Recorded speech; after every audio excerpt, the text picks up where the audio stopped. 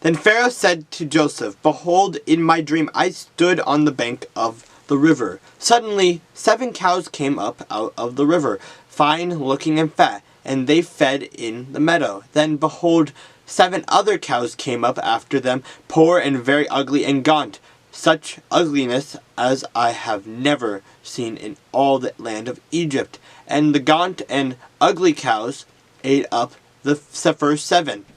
The fat cows, when they had eaten them up, no one would have known that they had eaten them, for they were just as ugly as the beginning. So I awoke also. I saw in my dream, and suddenly 7 heads came up on one stalk, full and good.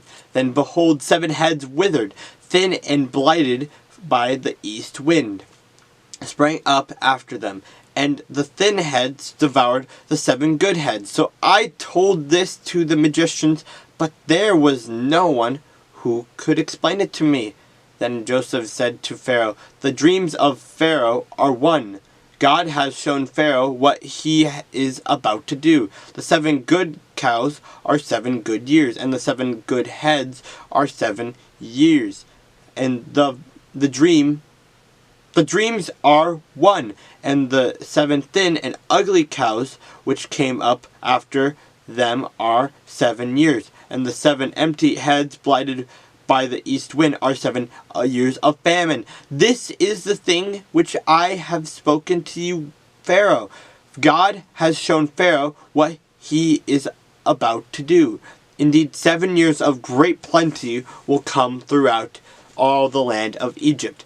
But after them 7 years of famine will arise, and all the plenty will be forgotten in the land of Egypt. And the famine will deplete the land, so the plenty will not be known in the land because of the famine following, for it will be very severe." And the dream was repeated to Pharaoh twice, because the thing is established by God, and God will shortly bring it to pass.